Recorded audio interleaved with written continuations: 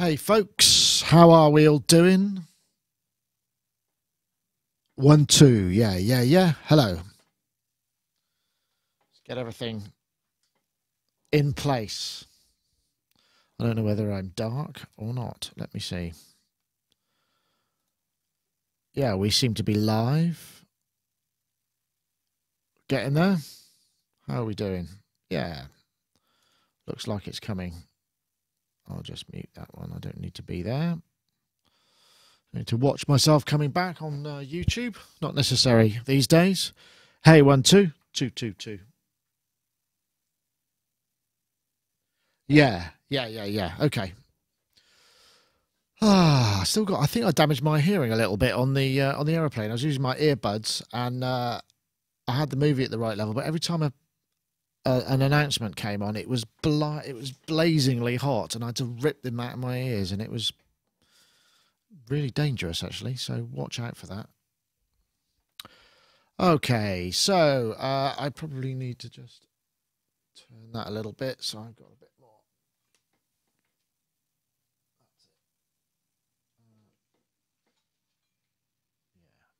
There we go, a bit more central. That's what we want. So we've got Gaz and Rich today, still waiting for them to show up, but we'll be there. Obviously, we've got a bit of news. We've got the Yamaha Mo DX, which I know now that that's how you say it, not Mod X or Mod or Mod X or Mode X, Mo DX. Yeah, that's the one. We've got the Expressive E Touche SE, and we've got, what else have we got here? RX-7, of course, Isotope RX-7. Roland Keytar, yeah. AX Edge. And yeah, that'll probably get us going for a little while. Yes, let me see. Okay. Oh, Marcos in the YouTube chat. If you bought your mini log arrived, that probably means you bought it a bit too early, because they just announced if you bought a mini log in the US anyway, you get a free case with a redemption coupon, but I think it just runs from the 15th of September. Oh, you might have, yeah. It depends when you ordered it, to the 15th of October. So if you're quick, or if you got it in the US, obviously you have to be in the US for that, you get a free case for it, which is obviously handy.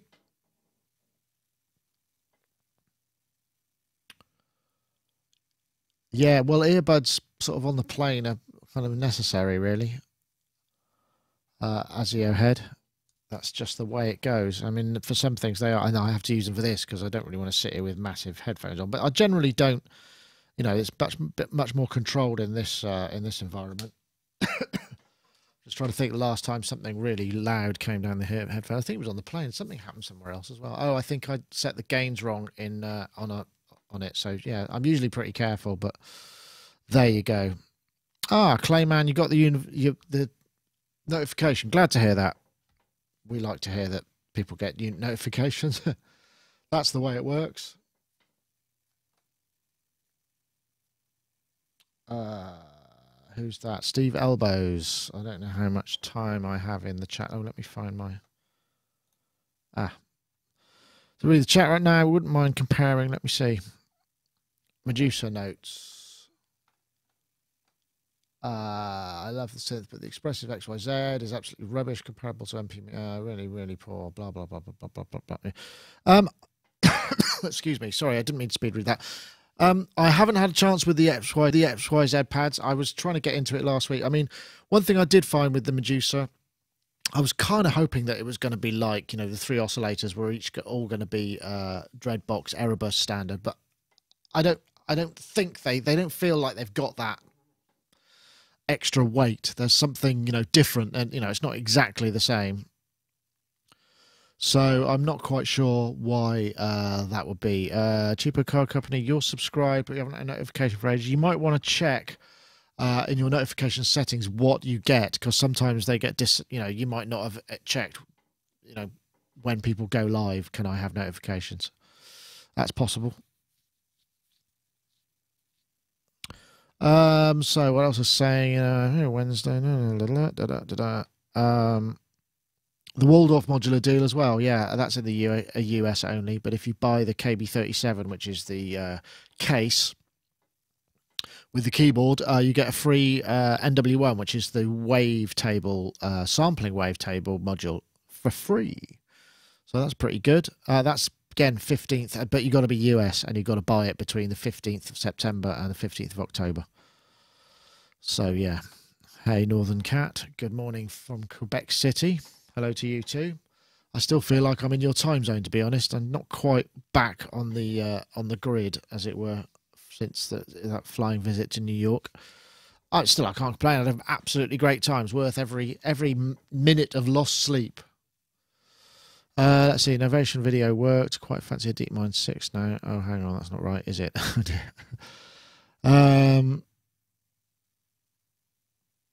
What else? We have to check out the Meris Enzo synth pedal. Oh, let's have a look. Let's see what that actually is. Meris Enzo pedal. I've never heard of that. Meris Enzo multi-voice synth demo pedal.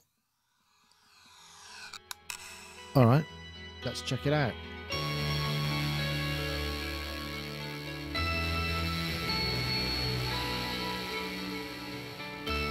I honestly don't know why I chose to play the guitar. It has a quick and sharp attack and it doesn't sustain for that long. Unlike the endless miraculous synth pads of Vangelis, Boards of Canada, Ulrich Schnauz and Tycho, which inspire me and my sound so much. That's definitely why I got hooked on pedals so early on, since they let me turn my instrument into something else entirely. Well, with Enzo, Meris are bestowing unlimited resynthesizing powers on every musician out there, seeing your instrument turn into a world of synthy soundscapes. Sporting no less than 4 different synth modes, an obscenely powerful filter section, and voices ranging from -2 octaves below to +2 octaves above, Enzo lets you create everything from classic pitch shifting, dancing looks interesting. lines, let's hear it. colossal monosynth sounds. And there's me, a reviewer who talks a lot, asking for a reviewer to stop talking. Oh, the irony. Disappear into the brave new synthetic worlds of Enzo.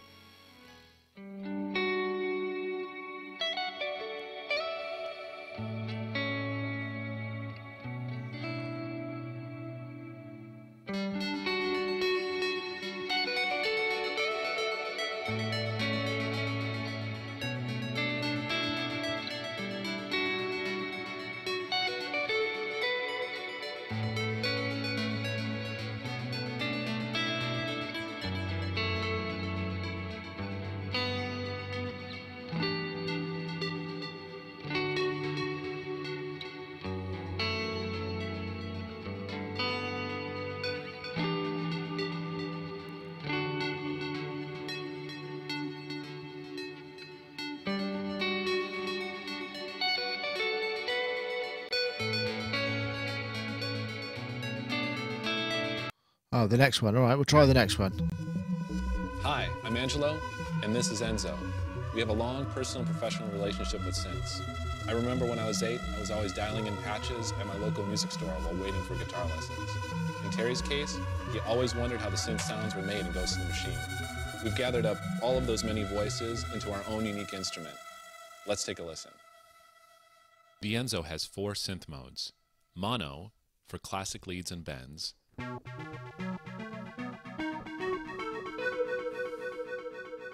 ARP, for new arpeggiated textures.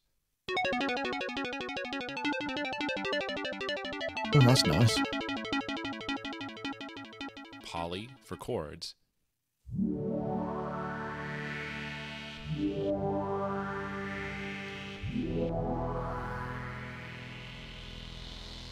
I've never heard of and Meris. Dry, I'll have to check which them out. trades out the synth for a pitch shifter.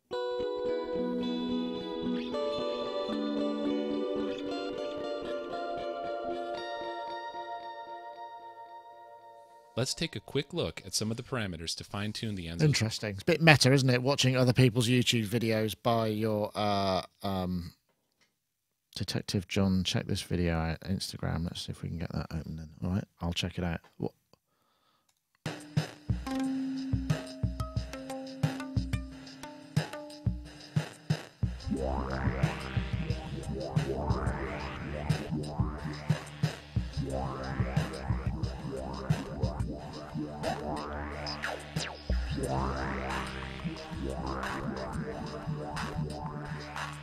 Okay.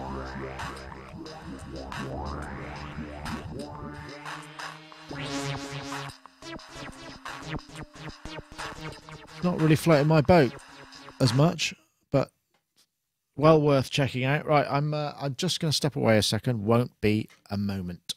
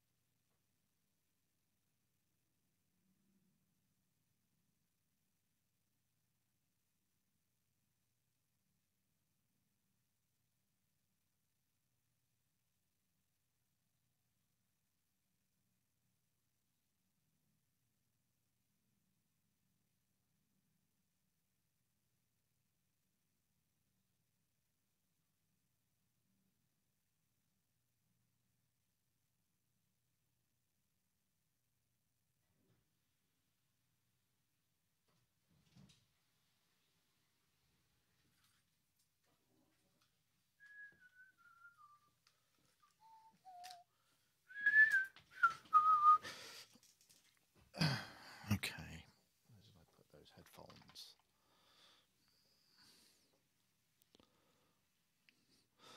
Well, I'll have to check all of that. That's a top tip, the Meris pedals. I'm all tangled up. Okay. Let's check everything's coming through. That one down. Seems to be. Right, so I can go live when I need to.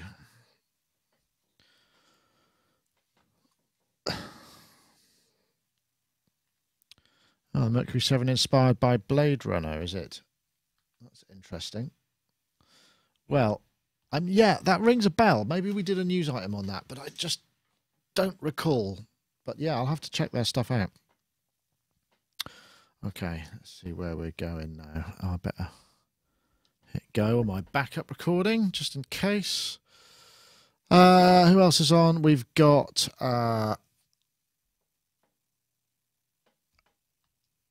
Gaz and Rich.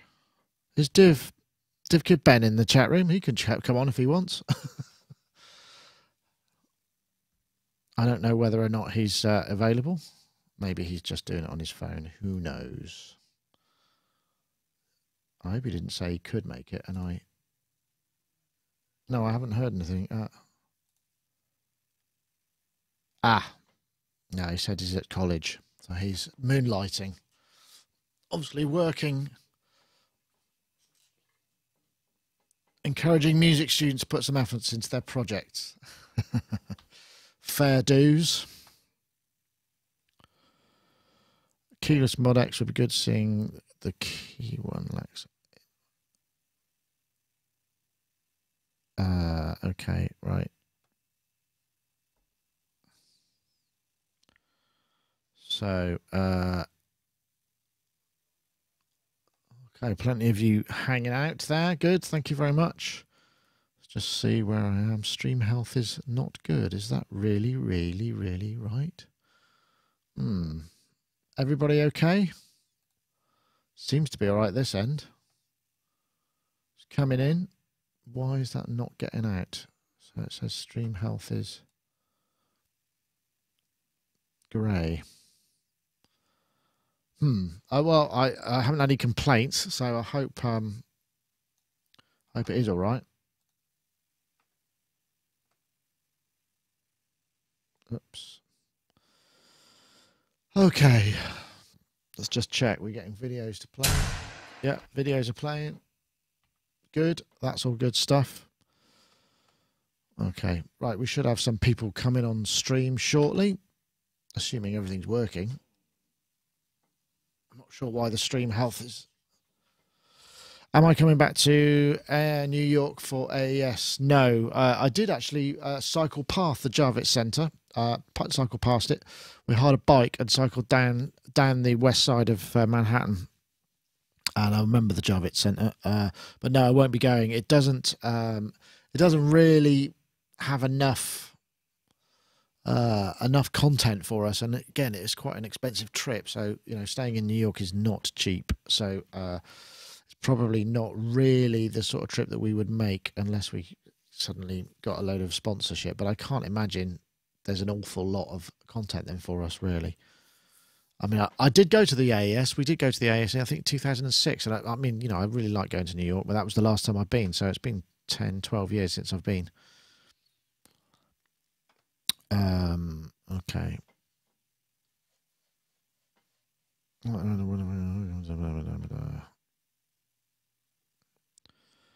Okay, looks like there's a new Orbital album out. I've never really been a fan. I mean, not because I don't like them. It's just I haven't heard anything that's made me take notice, I suppose. But I'm sure they've done some great stuff. They're pretty big, aren't they? So, okay, right. Well, we're just waiting for our friends to show up, which they presumably will do at some point. Is the stream still says orange?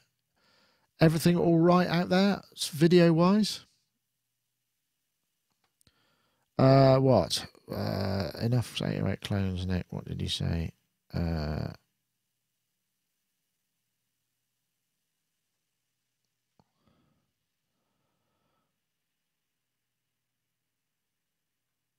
Okay. So, what else has been going on? Well, I got back Monday, so not a lot has been going on.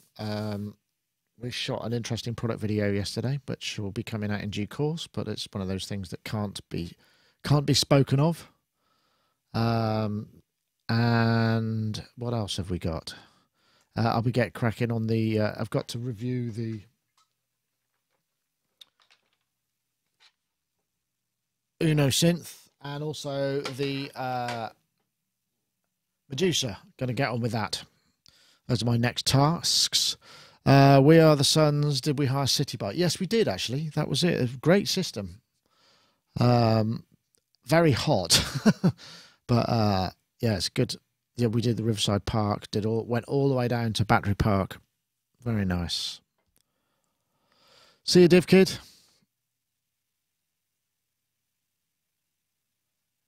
Okay, right. But yeah, the actual event was good. I mean, there were some good players there, and it was actually nicely done. Okay, right. So we're just waiting for our friends to show up, and then they will be here. So I'm going to get rid of that window because I don't need it. And the Merit is Enzo. We'll have a look a bit more of that for a sec. To provide a huge array of filter sounds.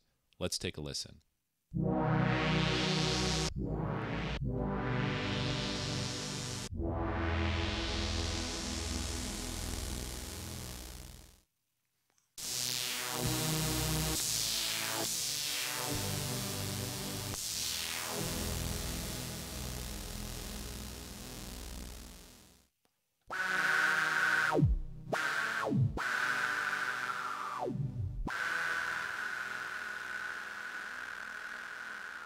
To add rhythmic and textural complexity, the Enzo features a 2-tap delay line with controllable time, feedback, and that's level. nice. That's Let's useful. listen to the Enzo, first with the delay off, then fading in the delay with the delay level control.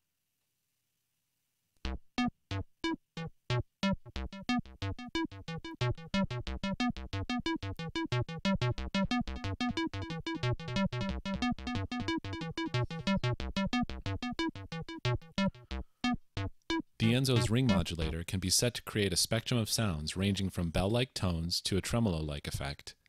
Additionally, the filter envelope can be used as a modifier for the carrier frequency. This provides dramatic sweeping effects for each new note. Like the ring mod, you can use the filter envelope to control the pedal. Offers a wide range of control options. Pedal input, including that's tap, useful. Preset switch, MIDI, and expression pedal. When connecting an expression pedal with its position now, by moving the expression pedal from minimum to maximum, you are smoothly transitioning between those two sounds.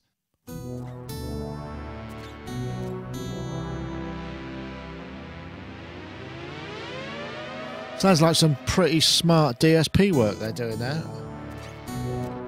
nice. Right. Yeah. What's the time? It's nearly 4 o'clock. We haven't got any guests. Hope they can get on. Maybe they're having trouble connecting. Who knows? It could be just me then. So maybe I should save my voice. Okay. How long will it be we see a synth with a capacitive touch synth? Haven't some of them got? Isn't the Modi X has got a capacitive and the Montage, or it's a touch screen? I don't know whether it's capacitive, but it is definitely a touch screen. The Waldorf is a touch screen, is it not? I believe so. So there are some. I mean, I guess it just depends on which way you go, you know, because you obviously putting a touchscreen sounds simple, but you've got to then design a kind of you've got to design a whole OS and GUI surrounded about that. So maybe it's just, you know, which is not an inconsiderable task. Yeah. Okay. Well, still haven't got any friends here, which is kind of weird. Ah, there's Gaz. Phew. Hello. Thanks, Gaz. I was beginning to think, maybe it will just be me then. Oh no, have we got Rich? Not yet, no, but he is coming. He said he was anyway. He's in London, I think, and he said he had to ask because his wife's over for a trip to London, which must be nice for them to do that together. And she said it was okay, but we know how these things can go. I mean, I have no idea whether I imagine she's a very tolerant lady. So, well, how long's Rich been on the podcast for now? Many a year. I'm just trying to think. Yeah, well, it was shortly after Mark Tinley joined, and Tinley was one of the early ones. So yeah, I'm trying. It must be a while for sure. Well, I could do a twos up there while we wait for Rich, so that we're both on the screen. Yeah, we're waiting for that. Neorev says he can't wait to hear me get. I'm supposed to be getting a Dreadbox 3. They said they were sending one, but I didn't reply. I'm drinking a cup of tea, and I just thought it would be good to explain how to make a proper cup of tea, just for those of you who don't know. Well, our thoughts may differ on this, Gaz. So, yeah. Well, this is such a lovely cup of tea. That's what inspired me to say. I think the key is when you boil a kettle, just pour the boiling water into a mug first, let it up, then reboil the kettle, and then empty out that water out of the mug. Then make sure the precise, I mean, and we're talking like sort of PPQ 480, MIDI to super timing. As soon as that kettle is boiled, the boiling water hits the tea bag, of which this is Yorkshire tea. So, I mean, it has absolutely. to be a good tea bag. Oh, you're with me on that one? I'm Yorkshire Gold. Oh, yeah. Oh, well, now you're talking. And then it boils for a minimum of, it infuses for a minimum of 3 minutes. That, I think, is one of the key things. I do a bit of that. And then I've got these little kind of tea strainers then. So when the tea bag's been withdrawn out of the mug, I give it a proper good squeeze, just to get all that little bit of flavour out of the bag. And then organic milk, semi-skim milk. That's my my recipe. I have to say I do preheat a pot if I'm making a pot, but I've never preheated a mug. That's an interesting one. It's the way to replicate the teapot effect. But I would like to add, before you even do any of that, you need to empty the kettle and fill it with fresh water, because when a kettle has been boiled, the oxygen has been lost from the water, so it tastes very different. Tea, just saying. That's right. Yeah, no, that's a bit I missed out there. The tea, fresh water into the kettle. Absolutely. Actually, the kettle I've got has got a built-in one of those Maxtra filters as well, so I get filtered water in the kettle. And, I don't like filtered water. I kind of prefer a bit of lime scale. The lime taste, the taste of lime in mine. I'm just used to it, I suppose. Put butter in tea instead of milk, says Vega on Varga. Ooh, I've never seen that before. That's interesting. I've never seen that before. But I mean, you know, the milk is an emulsifier, isn't it? That's its purpose. So I guess the butter is going to emulsify. It is. We have a Rich Hilton. Mr. Richard Hilton is in the house. Is he? Can we hear him? Can you hear me? Yes, we can. Okay. That's good. For some reason, I can't get my laptop connected here. Oh. With the insanely fast wired connection, so it's going to have to be this iPad. That's a shame, but it still seems okay. Yeah, it does now. Awesome. Excellent. So you're in London, in fact, aren't you? That's right. Is that where you are today? I am. Excellent. I am. London, And I've been. Good. Glad to hear it. Well, I mean, we could probably do a show. There's actually news and things. There's things we can talk about this week. So. Loads of news. Loads of news. Right. Hi, Gaz. Hey, hi, Rich. You just missed about the perfect cup of tea. You're glitching a little bit, Gaz. I'm not sure whether that's. Am I? Yeah, it's all right. We'll make it work. Right. Okay. Let's do a show. What do you think? Okay. Yeah. Stand by. Standing by. Let me just get my Facebook thing together. It feels like I've missed a week, but I haven't yet, which is weird. Right. Okay. Stand by.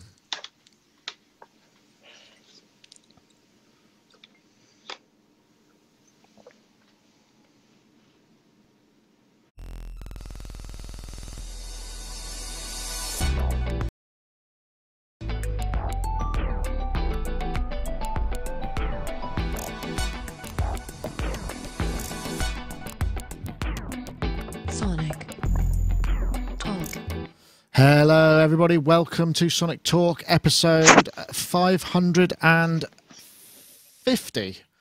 I don't know if there's a number that's. I can't think. 550. Is there a delay pedal? Anyway, it doesn't matter. I haven't come up with a number that has anything to do with 550, but someone will probably put me right. I am a little bit bleary because we've just got back from America yesterday, so I'm just. You regular tourers will be thinking, "Pah, that's nothing." That's no hint of a schedule. You should be bright and bushy-tailed. Anyway, this is not a travel podcast. It's the podcast, a Sonic Talk podcast, where we talk about all things to do with music technology, recording, synthesizers, electronic music, some DJ stuff, live production, studio production, all of those kind of things. So do stay tuned for about an hour of that kind of thing if you've never joined us before. And if you haven't joined us before, you should also really subscribe, because when we go live, which is one of the things we do every week, then you will basically get a notification and you can join us live if you want. Sonicstate.com/live. We've got an IRC chat room. Hello, IRC chatties, which you can find on that page. And we've also got our YouTube live people in the chat room, so I always like to say hello to them. I want to say thank you very much to Isotope for providing a prize this week. I tried to get in touch before I came to make it RX7, but it's going to be Vocal Synth 2, which is an excellent vocal processing plugin. So do stay tuned for that. Be about halfway through the show. Anyway, so that's the intro's done.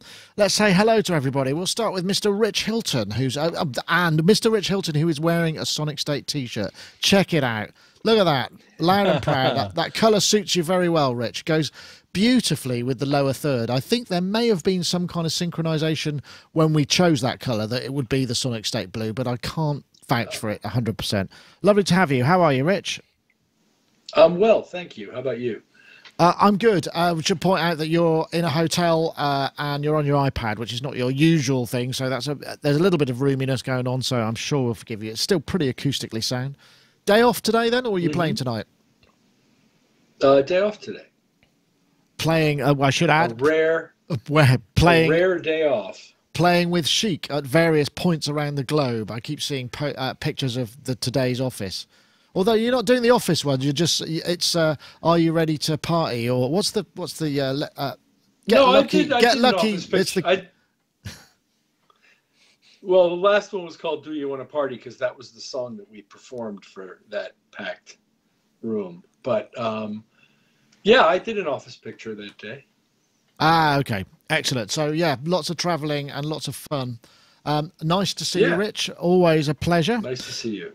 So, and we also have Mr. Gaz Williams, who's there in Bristol in his studio, where he's producer, bass player, songwriter, music technologist kind of guy. How are you, Gaz? Yeah, good, thank you. I just want to say thanks to everybody who got in touch regarding last time I was on. I asked about you know, people sending me ideas of new music to listen to, and I got plenty of responses. So it's been great. Been having a good old listen. I was listening today actually to Aphex Twin's new EP Collapse, and that's worth a listen. I mean, that came out, did it? It came out. Yeah. So that, you know, led by that T69 Collapse, which was the song that had that kind of really amazing video. But yeah, I mean, it's kind of very full on Aphex, but yeah, always good. I mean, I'd like maybe a little bit more tunesmithery in there, but it's not his thing with Aphex so much. Oh, I don't know. He can be really tuneful. I think that's, but it's really good. And sort of the other discovery I've had, musical discovery today, and Rich might know this one, but it's an old Hall & Oates album, funnily enough, produced by Todd Rundgren, called War Babies. Never heard it before. It's to be honest, a Todd Rundgren album from that period, like Todd or bit Wizard of True Star a little bit, but yeah, really good. Sort of like a different side of Hall & Oates, like a more experimental side. It's good. Just a little tip there if you want to delve back. Yeah, I did hear some Hall & Oates at the weekend, and funnily enough, the lift we were in the lift music in the Yotel we were staying in New York for this Yamaha Mode DX, which I will be onto later, played a lot of random tunes, and when I remember hearing some Hall & Oates there, so that was kind of good. Anyway, let's get on to some topics. First up, let's see. Now I've chosen this particular video, because I feel it illustrates the whole point of this.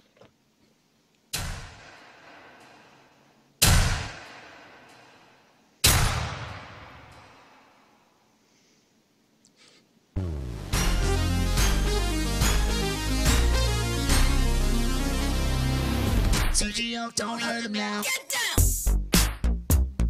This is Sergio Salim, who is doing a kind of with the nice black AX Edge guitar, which does look like an axe. I mean, it looks like you could sharpen that axe and edge and wield it. But it also seems to be very historically accurate in terms of, you know, perhaps stylistically, shall we say. So it goes on, but anyways, this is the news of the Roland AX Edge. I mean, I know that guitars get a bit of what should we say, a bit of humour surrounding them, but I mean, for performance stuff, you know, if that's your thing, then there haven't been a lot of good quality, you know, high quality ones for a while, and this is the new. I've got some. I'm on the product page here. It's got lots of rocking people rocking out with spandex and oh no, he's got. There we go. So this is the new AX Edge. It's got 49 keys, nickel metal hydride battery, wireless MIDI, not wireless audio, unfortunately. 4 parts and a vocoder. It seems like there's maybe some of it's been taken from the JDXI, which was a great little instrument.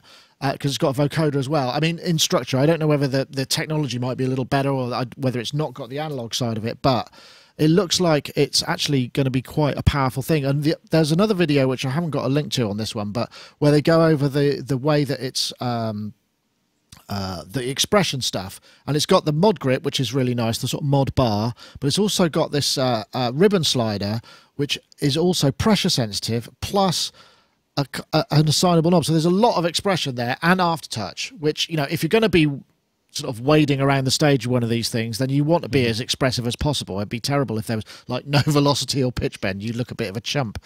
So because you wouldn't be expressing. But it does look like the sort of thing that you could use quite effectively, you know, without having to strap it on as well, I was going to say. So I mean, baby guitar jokes aside, it could be so, because Rich, you were saying that you were looking for your keyboard player in Sheep was looking for some other form of vocoding he could use. Could you imagine? I mean, imagine having this. He would be able to step up and do his vocody bits in a much more upfront manner if it was required. You might assume that discussion has taken place. Okay. All right. This looks like a very nice product to me. For people who want something like that, and I'm not necessarily one of them, but it looks like a really nice product. and the sounds that they're playing out of the thing sound very good and appropriate, and I hope it sounds great too, because it looks cool. Yeah, definitely. And the other thing that they've done is you can change the edge plates, so they got custom stuff, which I'm guessing makes sense. I mean, if you're going to go up front, you may as well make it customizable. I really like the angle preset thing that in that corner there. I thought that looked pretty good too. I mean, just sort of in terms of performance, if you got it there, then you want to be able to see that stuff. I need to get a feel for the left hand aspects to see how expressive, how I feel playing that stuff to get those results that you need from a left hand on a synthesizer like that. Yeah, I mean, I'm sure it's well possible. I mean, the expressivity is probably the most interesting part, because I mean, you're either going to be playing other stuff, because I mean, let's face it, I mean, yes, the sounds in there may well be great and may be useful, but they might not be the sounds you've got or need on your record, and you might be playing them somewhere else with a Bluetooth MIDI connection or whatever. So I mean, the expressivity is going to definitely come into it. I think because last time we talked about guitars, there was quite a lot of humour around it, and I got an email from a chap who was an admin on the guitar group on Facebook, and said that people were quite upset about it. Which I mean, I think let's keep things in perspective. When I say actually quite upset, I think probably slightly miffed is probably more closer to the truth. Yes. I have taken it upon myself to order one of these for you to review. I hope you're okay with that. Yeah. No, I'm looking forward to it. I'm just trying to work out what outfit to wear. I'm gonna. I'll tell you what. I'm gonna pull it out I'm gonna pull it out the bag for that one. I think you should. Yes. So watch out. Oh yeah. I've already planned a few shots. I want some dry ice and a monitor for your foot to put your foot on. Oh, come on, bring it on. Yeah. So, I mean, like, we were having a laugh about things about guitars, but I was sticking up for them, and I really like guitars. And I thought that this was amazing when I saw it announced, because there is the individual customization aspect of it. And I mean, there is something about that what they call the edge, that replaceable part. Look, there's another one. You can actually paint. You can get blank ones, so you can paint your own designs onto them as well. So it comes with two. It comes with two in the box. It comes with two. Yeah. I'm not sure if it comes. Sorry, I've ordered a black one for you, by the way. Black keys, because I thought you'd probably... Yeah. So in anticipation of the review, I've actually been delving into it a little bit, and there is an app available which you can download, and that kind of shows you what the synth engine comprises of. I have to say, though, the app is horrible. It's really not nice design. It's just like a big long list. I mean, there's no graphics for the envelopes or anything. It's just a long list of parameters, and but it is that structure that we've seen lots of Roland products with the four partials and loads of sample. There's VA waves in there, and then there's kind of PCM waves, and what else is it? Yeah, that makes sense. There's quite a lot of stuff. Yeah. So I mean, I'm imagining it's going to be supernatural based. I would think so. From what I was looking at, it looks like that's the engine that they're using. So that is going to sound good, because that supernatural stuff does sound good. So then, yes, it comes definitely to that expressivity aspect, and there's a mono aftertouch on the keyboard, on the keyboard, and then on that left-hand grip, you've got the things that you've mentioned, but also at the back, you've got like hold, like a sustain button, and you've got like a portamento button, and a unison button, kind of volume button. Yeah, and then what I think, and then there's like an assignable knob, and I think it comes with like a kind of like something that you can put over the knob, that over the assignable knob. Oh yeah, it's like a rubber grommet, so it gets a bit bigger, like, and you get a bit more grip. Yeah. So actually, when you can, especially because I guess most of it, I don't know how it will feel to play two-handed. I mean, I can't really play two-handed on a keyboard anyway, so for me, the one-handed is definitely the way, and then with the left hand, all that expressivity, the aftertouch plus all the stuff in the left hand should mean that you could do some pretty kind of wild stuff on it. Yeah, there are inevitably some shredding examples in the accompanying videos, but that's what you'd expect. So. A few things I just wanted to say, though, is that when it runs on batteries, you have to put those 8 rechargeable batteries in yourself. They're not. It's not like it's not all in one big. I was a bit disappointed by that with some of the Roland things. Like I've got like an amplifier here, and it's got like a caddy that the 8 batteries can go into, and then you just screw the caddy in, and you can take the caddy out.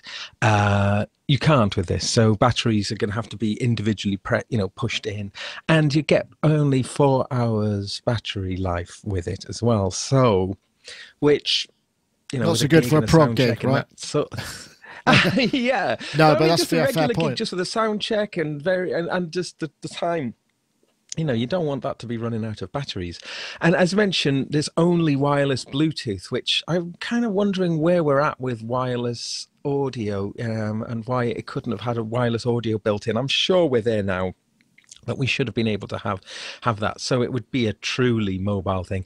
And yeah, why hasn't it got like a big lithium battery pack, something? Those are my kind of I take concerns your point right now. It's an interesting point you say about that, because 2.4 gigahertz Wi-Fi is definitely doable. I wouldn't trust Bluetooth audio for real-time playing, because there is a certain amount of latency, but you can get pretty good stuff with. I mean, we used to use these. Our radio mics are 2.4 gigahertz band, so there are bands available. I just don't know whether or not there's enough phase coherency for stereo channels. I'm not sure about that.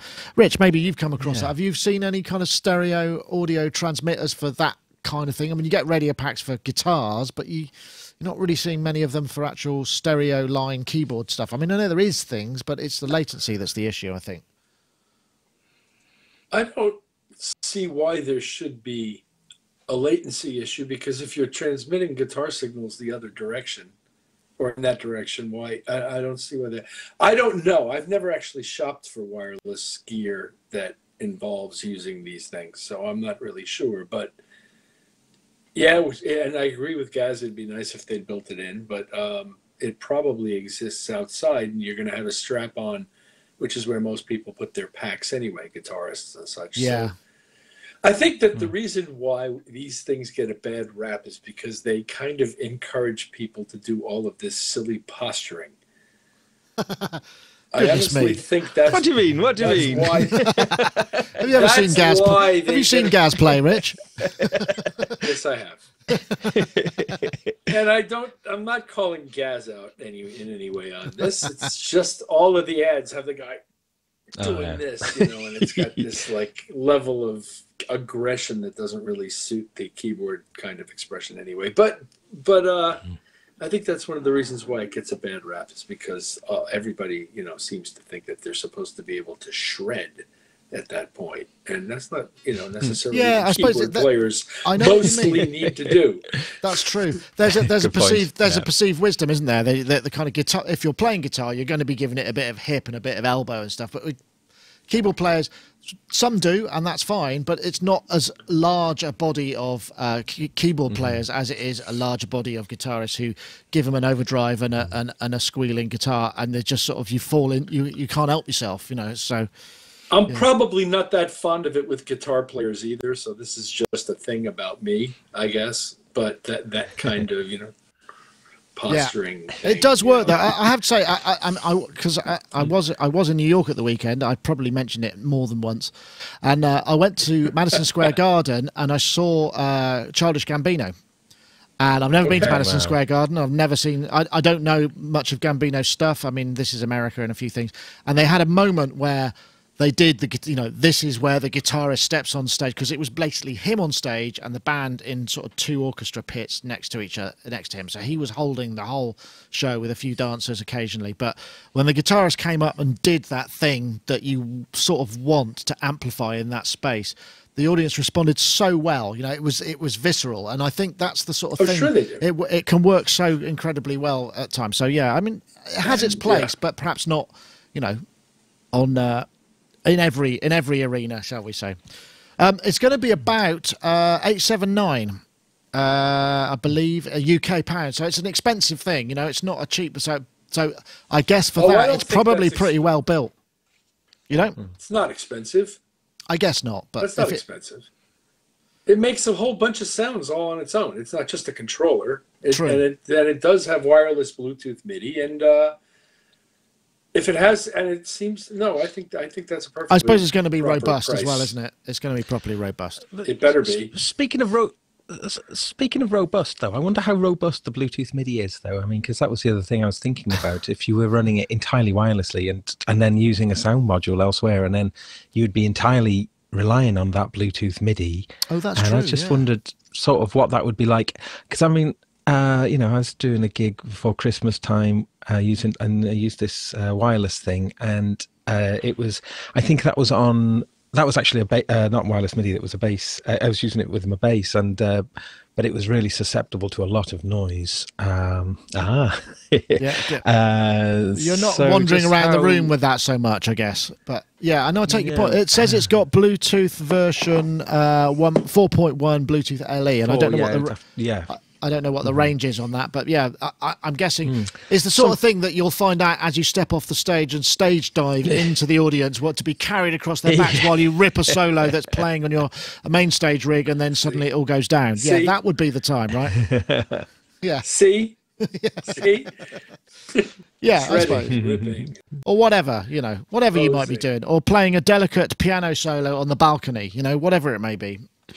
But anyway, it's available. There's a new one, and it's kind of, you know, it does generate a bit of mirth because it is quite a specialist product. But if you need one, then this obviously looks like it's kind of actually quite a good one to go for because it has a lot of features and it's pretty well built by the looks of things.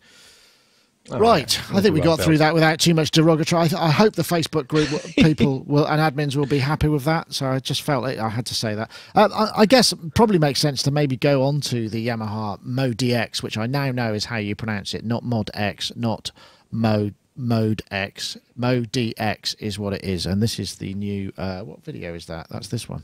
Hi, Mr. Blake, Angelos. We're here at New York. I mispronounced his name. Yamaha Artist Services in New York City.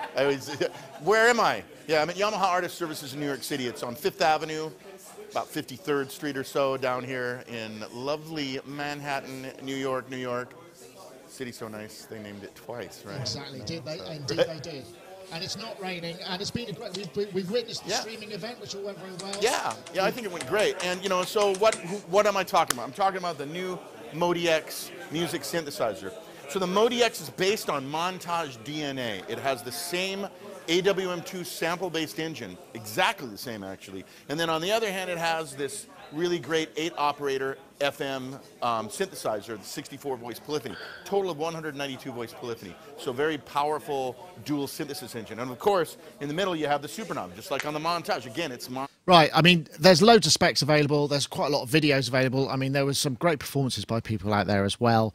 And it, you know, just as a sort of summary, he kind of pretty much sums it up. The difference is basically you've got less polyphony, less controls, a much lighter case because, I mean, the thing about the Montage was it's very heavy metal chassis, which actually, when you're gigging solo, it can be very, you know, it's like several kilograms more if you haven't got someone to carry it for you, you know, and you need something lighter. So it ticks a lot of boxes, and it's a lot less expensive as well. So, you know, if you want that sound, and the FM, I would say we got the 8-operator, 64-voice FMX engine as well. So, you know, you get access to all of that stuff. Slightly less insert effects, but still 12. I mean, you know, and multiple parts. Well, it has some form of sequencer, but they're not going for the kind of workstation thing. I think that kind of the idea of the old school workstation where you do everything in the keyboard is falling away a little bit because, you know, it's so much easier to do things even on your iPad, maybe on your DAW than it is, you know, prodding a screen and editing things like that, unless you're just taking takes. So I think that's why people are it's falling away. I mean, although there are going to be people who really, really want that kind of thing, it's just not in this case. I know, Rich, have you seen many? I mean, the Montage and this kind of class of Yamaha keyboards, they don't come across as very sexy, but they're very workhorse-like. You know, people really trust the Yamaha thing, and people use them a lot live. I know you use RD, you use the Roland pianos, which is a similar sort of class of thing. You know, not terribly sexy, but just works and gives you a lot of features that you need for your thing. Do you see much of the Yamaha stuff when you're on the road with other bands? Yes, I do. I see some montages, but I typically see the motifs, but yeah. I haven't actually gotten my hands on a Montage and spent any time with it, so I don't have a whole lot to say about it or an impression of it. I suspect it probably sounds great. And my only question will be, what does it feel like to operate it? Because in general, in the past, my experience with Yamaha instruments is they're not that just intuitive to me. Right. As compared to certain other operating systems. But it's not like Roland is overwhelmingly intuitive either. So that's really not what drives my decision anyway. But I'd love to play one of these things. It looks like a fantastic product. And you and a bunch of other people who I know who attended this thing, who I respect, all seemed very impressed by it. Yeah, I mean, I have to say, it did sound good, and there were some great performances. I'm just, before I come to you guys, I just want to run a couple of these. There's, first one was, now, where is, I thought I had the window up there, maybe I haven't. This is a guy called Nicholas Semrad, and he was really interesting. He did the solo part to begin with, and he does some really interesting things with the performance side. What he's got there is a kick drum on the low key that's keying a ducking side chain, so he can add this extra amplification. So he basically is using a lot of the performance side of things to kind of make, as he said, you know, there are so many great players, so you need something else that kind of identifies you rather than just practicing 10 hours a day to beat them all for speed and technique. And he was really effective.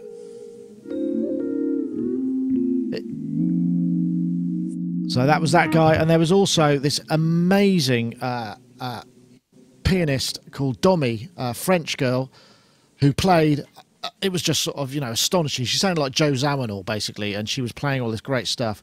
And then at the end, they interviewed her and said, so, how long have you been playing? You know, since I was 3, and she was 19. She's 19 now, only just old enough to come in the country and be able to play on a visa permit. That her drummer, who was supposed to be there as well, who was 16, was not allowed in the country because he was too young to work in the States. Musically, you know, and it was, everybody was just sort of like, oh my God, you know, how the talent, anyway. But she was very impressive, and the sounds she gave very impressive. But yes, you're right, it was an impressive demo.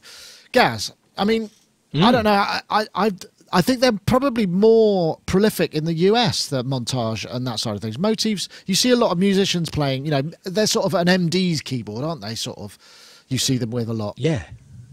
Yeah, absolutely. And I mean, you know, it's interesting how Yamaha have kind of stuck to their guns in a way with this product. And, you know, I would have been interested to see if they'd have made like some sort of desktop unit, or, you know, something without keys, or something that could be just to give access maybe to the FMX engine side of things, you know. But that, you know, that's the way that the market seems to be going.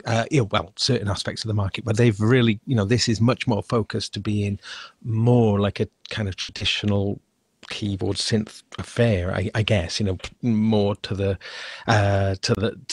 player side of things.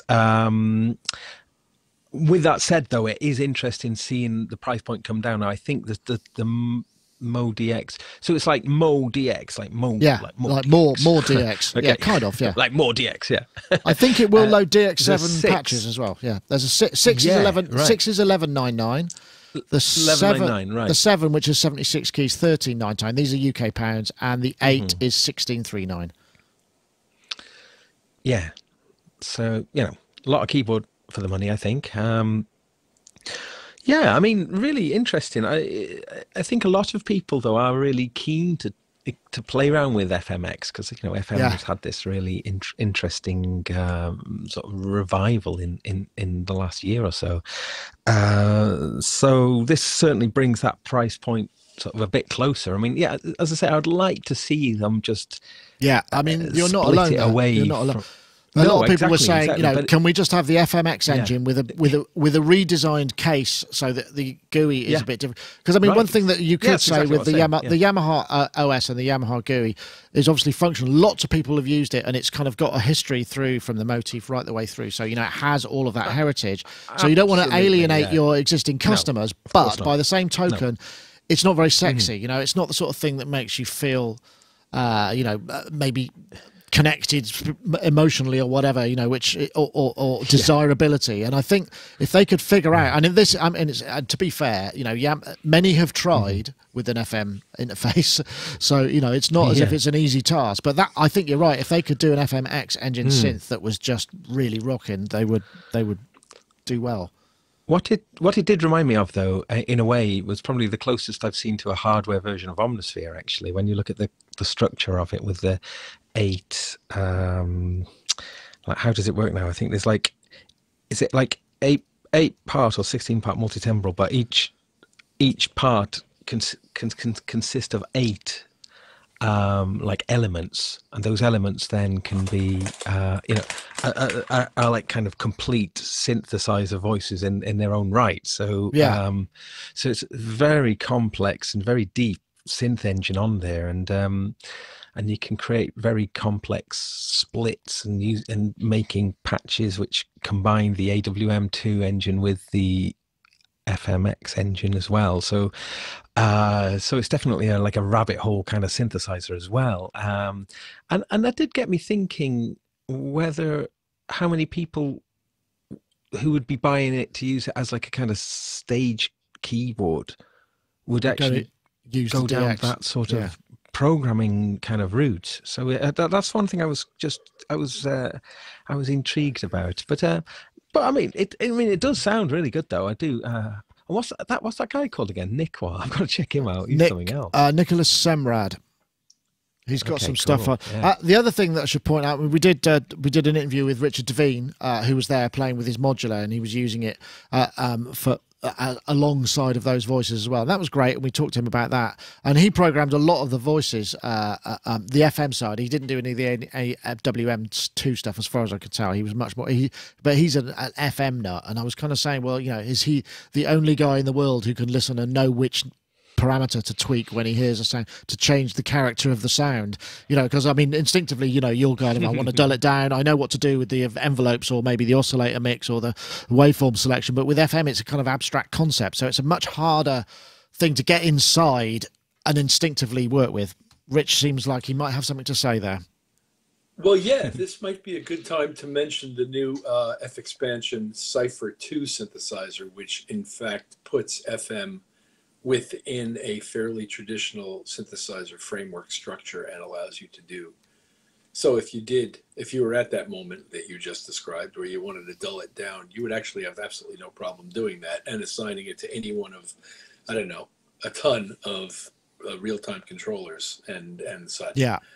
So it's something I've been playing with recently anyway. It's called Cypher 2, and it's from FX, and it has some very cool FM stuff in it. I think we might have mentioned it at when it came out, but I'm not sure. Cypher 2, Sound of One. Yes. Yeah. There we go. I won't play that at the moment, but yeah, there are some software solutions, I suppose. I guess, you know, that would, if you could hook it up with a controller that was easily assignable and had that persistent kind of control across patches, it would certainly make sense. But I haven't tried that out yet. I mean, I will definitely do so. And I know that there are other synths. I'm struggling to remember what any of them are at the moment, but there are some other synths which are much simpler. We talked about it, I think, maybe last week. There was that the sort of 2 operator, that essentially 2 sine wave approach that with the Native Instruments reactor has, which ended up in those instruments by Stefan Schmidt.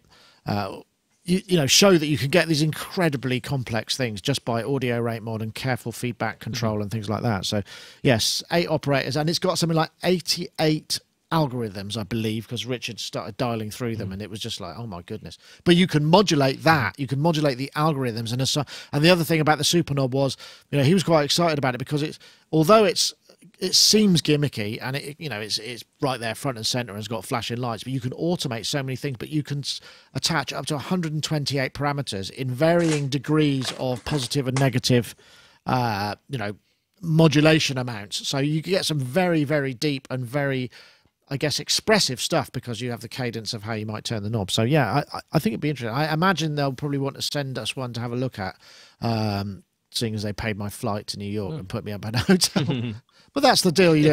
By the way, I had a lovely time, and I have to say, if you get a chance to see Childish Gambino, although he did announce that this was his last tour. If you're on one of the, it is absolutely amazing. He's absolutely brilliant. His band are completely solid and rocking. At this point, I should probably do a quick word for our friends over at Isotope, because I've been gabbling for a while. So let me just pop that in there then. As Isotope costs, we've got a prize this week of Vocal Synth 2. We will be talking about Isotope a bit later, actually, because they've also got RX7. And Vocal Synth 2, brand new redesigned vocal processing system, new Biovox module for vowel control and voicing, I guess. Brilliant pitch control, much better vocoder, more presets, more effects, more vibe, as they say, reorderable effects. If you want to check it out, head over to isotope.com/vocalsynth. And of course, if you want to win a copy of it, you can enter the competition by, I'll put that on the screen now. We're looking for the hashtag Vocal Adventures, one word, and the hashtag VocalSynth2 to @Sonicstate and @Isotope Inc. That's the hashtag Vocal Adventures and the hashtag VocalSynth2 to @Sonicstate and @Isotope Inc. and entering that on Twitter, and you'll get entered the competition. So let's take a quick look at this one. Yeah, this is okay. I'm just going to remember which video it is because I jumped topics there a little bit. This was from you, Rich, and this is, yeah, I mean, this is basically Isotope's new RX7 is out. Rebalance is a revolutionary source separation tool. And they've got music rebalance, which comes in standard, and you know, we've seen these kind of vocal removing and track separation things in the past, and they kind of work okay, but they're not. I've not heard anything quite as good as this before. So let's use music rebalance to isolate this vocal.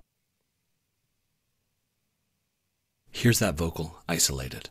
Just for one night, I could make you believe that there's... There are now some we can artifacts. Reintroduce that vocal into a whole new environment, but not really a whole lot of them.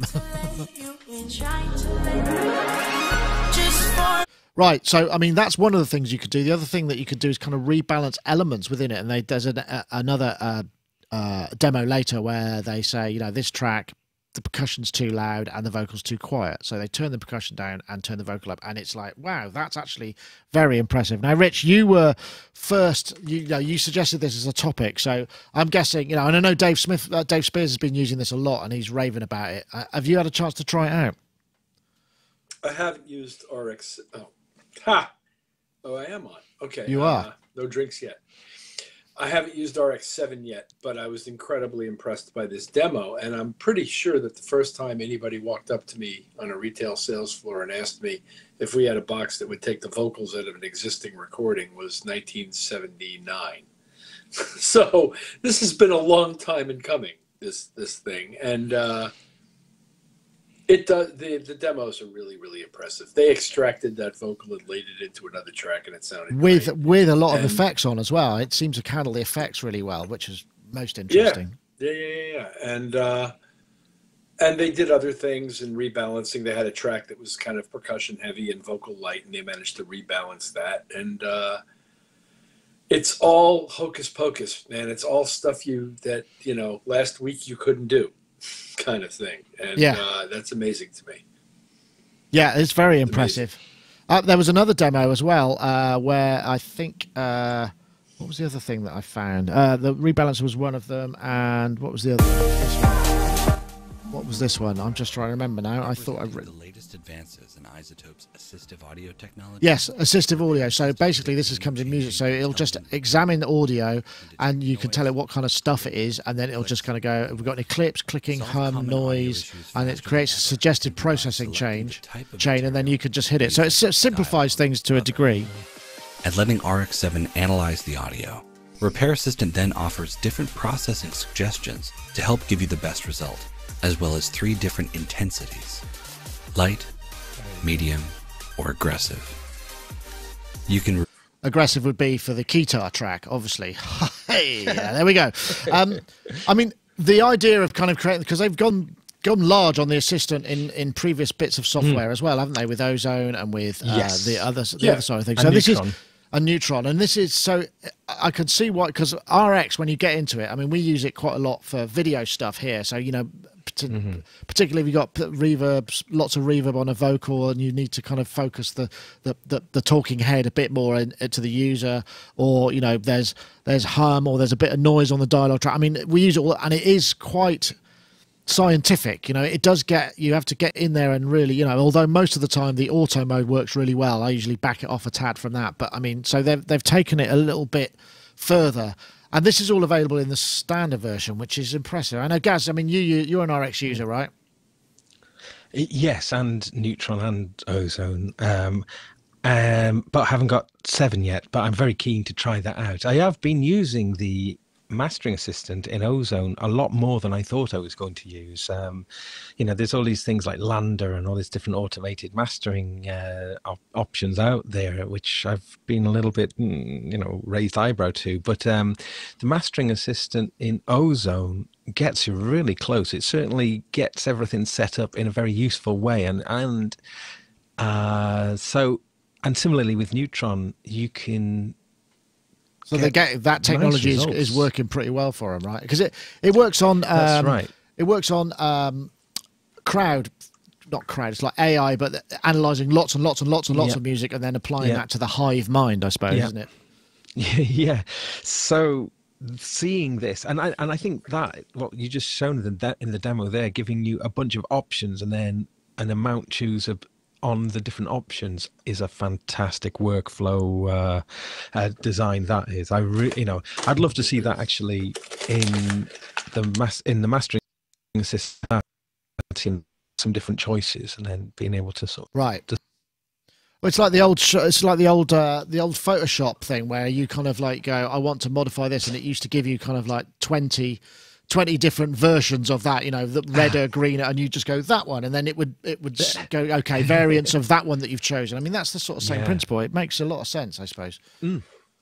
Yeah, definitely. And I mean, with those kind of technologies, I always try and create my own version of it and see how far I can get with it, and then compare and see, you know, just to sort of see if this is a technology that is going to be useful. And I've really enjoyed it so far in the applications I've used it for. But again, I mean, something that when these technologies become available and what, you know, widely available, I'm always interested to see what kind of crazy stuff people are going to be putting out on YouTube. You know, weird, you know, like people are going to be doing the craziest mashups, being able to do things that you've just never had the ability to do.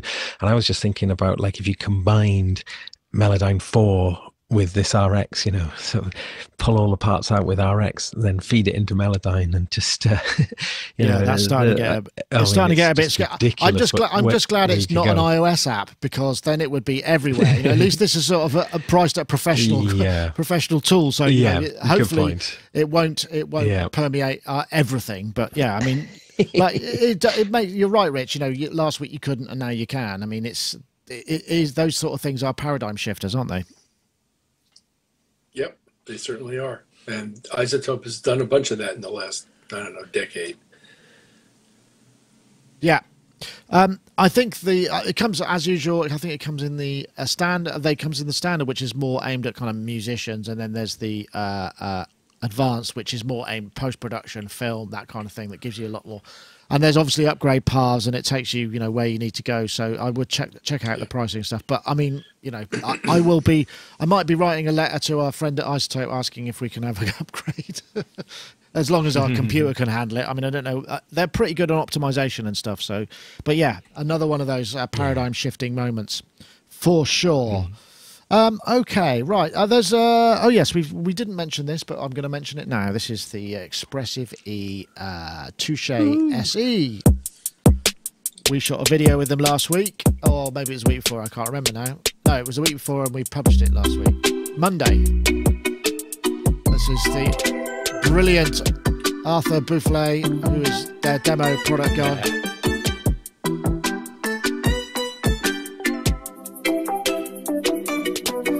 Looks like a lot of tables, work surfaces were harmed during the built setup of this video, drilling holes and putting grommets in.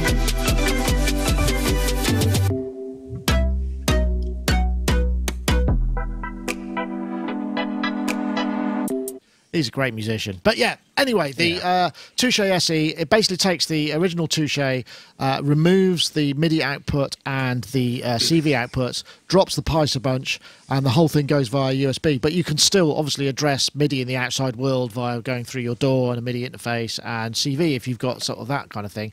And it runs using the Lie software, which has... It's like a VST host, so it allows you to map things very easily and then save and recall those. And they've got presets you can store on the thing. It's exactly the same, essentially. The Lie engine, it's based on, I think, the UVI Falcon. And it's really, some of the sounds in there are really great.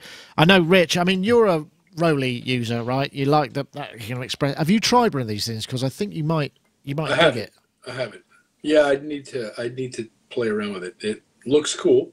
Sounds, the guys who use it get good stuff out of it. And, I need to see how it feels in my hands to know if it's right for me. But I know people who love it. Oh, well, yes. In fact, here's one. Bo Beats in the chat room. Hello, Bo. I think you and Gaz met up in person a couple of days ago. He's been playing with the SE this week. Not bad at all. I prefers the original, obviously. I guess that's just purely because of the extra connectivity, and you don't have to have a computer involved. So but you could probably, I reckon, you might be able to set this up with an Expert Sleeper's FH1, or one of those things that will take USB and convert controllers to CV. So it might well be something you use with that. I know, Gaz, you're a fan, aren't you? Oh, huge fan. I think it's absolutely brilliant. And I still maintain, I think it's one of the greatest things I've seen in the last 5 years in music technology. It's so good. One of the things I particularly loved about the original, though, was the way that it would play well with CV and MIDI and USB. So, when I saw this, I thought, okay, makes sense. And it is a significantly cheaper product. So I think it's a really good idea that it hopefully will put it into the hands of more musicians. And, and you said that about Arthur, his demos are just exquisite. He really brings a beautiful musicality to it, and I think showcases what makes this such a great product is the musicality within it, and how it really does lend a beautiful expressivity to pretty much any sound you can imagine. I've got it set up in quite an interesting way in my setup. All that kind of Heath Robinson stuff behind me there. I can step through with the different presets, and like you see on a different preset, I can have like different MIDI channels and different setups. So I can just step through it and then address all of the different things that I've got behind me. Or it works extremely well actually with the Electron analog. The Analog 4. But this, as I say, it makes a lot of sense, making like a kind of more cut down one. And I like the way that they've made the wooden top black in this case. So it's got a very subtle visual identity to the original one. But ultimately, there's no compromise whatsoever on the thing that counts, which is that playability. And I really urge people to have a go on, because it's interesting. It's interesting. I know that because I've tried the Roly and the Expressive E, and the Roly is not as delicate. The Expressive E has got a really delicate touch. I mean, you can modify it, but it's incredibly. It feels like you don't have to modify how you apply your sense of touch to it quite so much as you do when you're working with the Roly stuff, which is again it's MP. It's a very different thing. You're absolutely right. And the knob is a sensitivity control there, so you can literally just very softly just drag your fingers along the top and get useful results from. I mean, I was thinking actually about the Expressive E when we were looking earlier at the Axe Edge, with all the stuff that you've got in the left hand there. If you use the Expressive E with a mono synth, for instance, I really enjoy it with the Erebus that I've got set up behind me. Although obviously I'm using the CV controls there, but obviously this new one hasn't got that. But it's just like doing very subtle kind of pitch movements, and it's really great how you can like just do these like rhythmical effects. It just feels like it expands your possibilities, but really wide open. Love it. So I think this is great, and I hope it does really well for them. Interestingly, Synth Anatomy Hello there, Tom. In the chat room, also said, "What about that with a Rolly and touche? That would be bonkers amount of additional control." I mean, that's the thing, I suppose. How much control is too much, Rich? Is there, because there comes a point where it's like certain instruments are just really hard to play, like theremins, because there's too many variable points. It's hard. There's no quantization in it, unless you're using one of the new ones. So when you get too far down the line, it's sometimes quite hard to, it's like playing a fretless instrument where you have to be precise and train and whatnot. I guess. Yeah, exactly. And Right. I've spent 2 years trying to get my Rolly chops up. Right. Because you have to play it. Because you have to play it in tune, and it's not just the piano. And that's the blessing, and because you have to learn how to tame it. You have to learn how to play it that way, and that's why a violin isn't a guitar. Although there is a guy named Mark Wood who plays a fretted violin, but that's interesting. yeah, he's an electric violinist, a fairly flamboyant and very technically proficient electric violinist who uses a fretted violin. But point is, this kind of control can or may or may not involve pitch variation, although it can, and I quite enjoy that it does, and I love trying to play keyboards in tune. Well, I actually think when you're playing big chords or cluster chords, it's actually quite nice to wobble the pitch around randomly in them. You get this beautiful sort of, it's unique voicing to you because it's not done via modulation, it's done by your sense of touch. And that's the thing I really liked about that. You can play these lovely chords and then just wiggle them a bit, the inaccuracy in synthesis, at least, sort of almost sounds quite nice, as long as you're not too far off the mark, of course. But yeah. Yeah, anything that makes you feel more connected to the sound that you're trying to generate and manipulate is a good thing, really, I think, and that's what makes things work for us. Including this controller that we discussed, the name of which escapes me at the moment. But Touche, yeah. Touche, yes. It's interesting. I agree. No, I absolutely agree. I always thought that the Rolly, they could release one key. Do you know what I mean? Just like have one key of the Rolly, so you get the slide, you get the you get enough movement. More or less what this is. Yeah, it sort of is, isn't it? Yeah. Yeah, kind of. Yeah, it's. Can I say something about Lié though? I think Lié is very nice design to it. I think it's got. I mean, at first there's a few eyebrows raised. With sort of thinking about like Automap or these kind of things where you have to have a wrapper, your software inside of another piece of software, but it does make a lot of sense. It's got a very nice design, and you can have 8 destinations set up. You've got like essentially 4. You've got like two sets of axis, but you can assign them all to the same axis if you want. Yeah, and then you can. There's a lot of granularity you can get to in sort of how you can control the ranges of those. So, for instance, you could have one where it only moves in the between the middle and a little bit forward and a little bit backwards, or one then that goes the whole range. So there's a lot of creative possibilities in the way that you set it up. So I think that was worth explaining, because and just one more thing is something that actually makes the Touche quite unique. I think is the fact that if you press it in the middle, you can apply pressure to the front axis and the rear axis simultaneously. You see, so that's one thing. And I'm sure actually that's kind of interesting, because I'm sure with something like Bohm's MIDI translator or something that can take it's like if you get 2 simultaneously, you could be generating a third controller. There are things that you could do for mappings that would actually you would apply rules. So if you've got this controller coming in and maybe a modifier key, there's loads of, I mean, there are MIDI modifying software things if you're working in the computer that allow you to apply all sorts of rules. I mean, you could probably do it in Logic, in the environment. If you get this in and that, then multiply this by that and turn it into this. There are all sorts of things that you can do that would give you even more. I mean, that's getting pretty technical and probably not for everybody, but those are the sort of things that I guess you could do. And that's very. I think it's $299, isn't it? The Expressive. No, $229. I think $229. I do beg your pardon. Yes, $225 UK pounds, $229, and €229 and $229. So yeah, we're rapidly approaching Brexit currency parity. Oh my God! Yeah. Yikes! Let's not go there. But Yeah. that's what's starting to happen now. Okay, well, I think that probably brings us kind of pretty much. We've got through to all our topics, which is great. Before I go, I should just Gaz. Yeah. Oh well, I mean, there is a whole bunch of other things, isn't there? The TC EMT has just been announced, hasn't it? Which looks really cool. Just in terms of it's the next one in the range that they've done, where they've made a dedicated USB controller to sit on your desktop and give you, and they've kind of made it operate just like they did it before with the 2290 delay. Now they've just done a similar thing now with the EMT 250 reverb.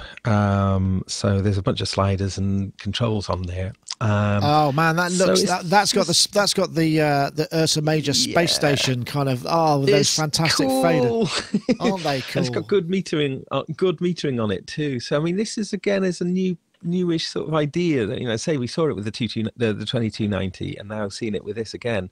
They're quite compact, they're quite small. Like I've used the 2290 one and it is a lot smaller than I was expecting. Boutique controllers.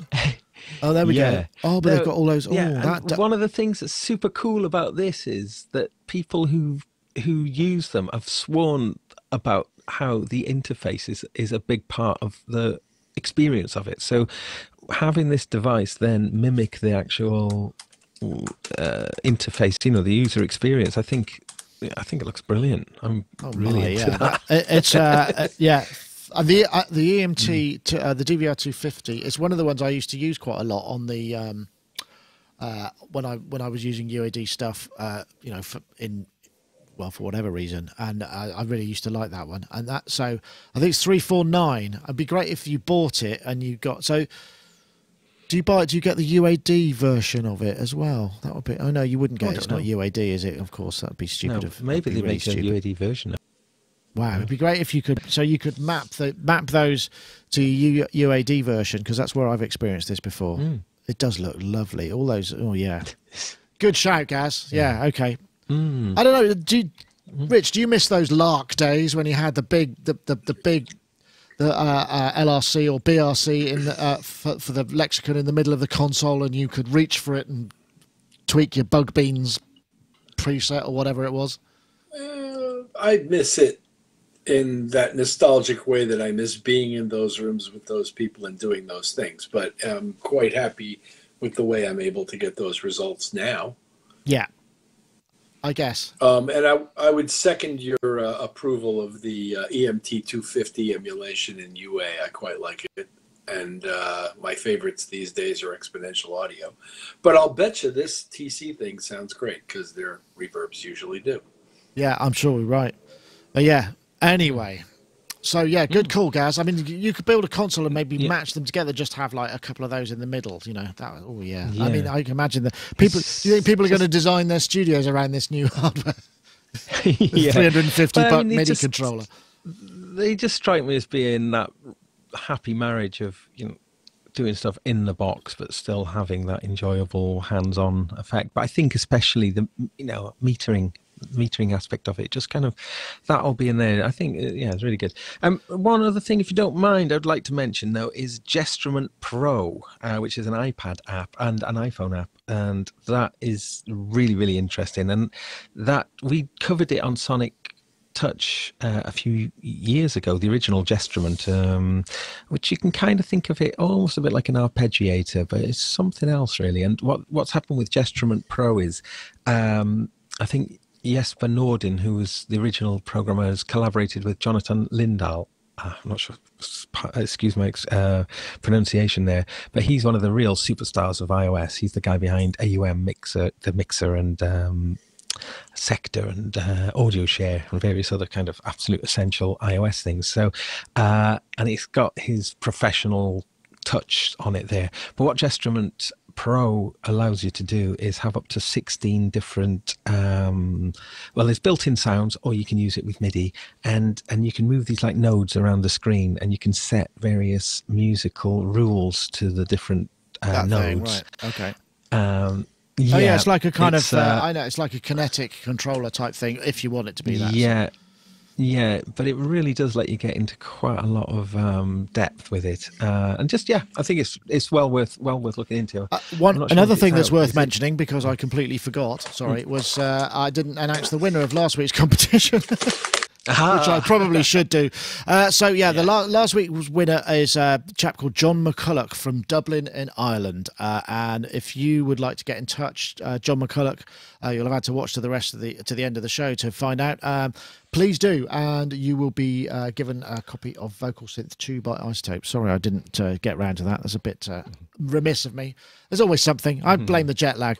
Okay, well, folks, I think we're probably going to wrap things up a little bit now. So thank you very much for joining us. Gaz, it's been a pleasure to have you. We'll speak again soon, no doubt. And thank you. I look forward to your guitar review. I can't wait. I've just got to get that outfit sorted. I'm going to see if I can back comb an afro for it as well. And yes, the other thing that I was going to mention was we're planning a Sonicstate event, which will be coming up 24th of November. He's mentioned it. Yeah, so, I didn't know you were going to say it. I said I'd mention it. We haven't got. That's as far as we got. We've got a date and we've got a few things. So stay tuned. There'll be more information coming on that soon. So that'll be in Bristol. Exciting. And Rich, thank you very much for joining us as well. It's been a pleasure. I hope your trip in London, your stay in London, your day off in London is as fun as it could be. I hope it's Fundon for you. It is and has been. Thank you. Excellent. All right, folks. Well, that's it for this week. We'll see you all next time. That's it for Sonic Talk episode 550, and we will be back 550. Next week. Yeah, I think it was 550. Wow. Yeah, 550. Good Lord. What's that? DR 550? Yeah, that's true. Yeah, wasn't there isn't there a 550 which is a rack mount D50? Yes. Yeah, there was a D550. D550. There we go. There's a number to conjure with. See you later, folks. Thanks for joining us. Stay. Bye-bye now. Awesome.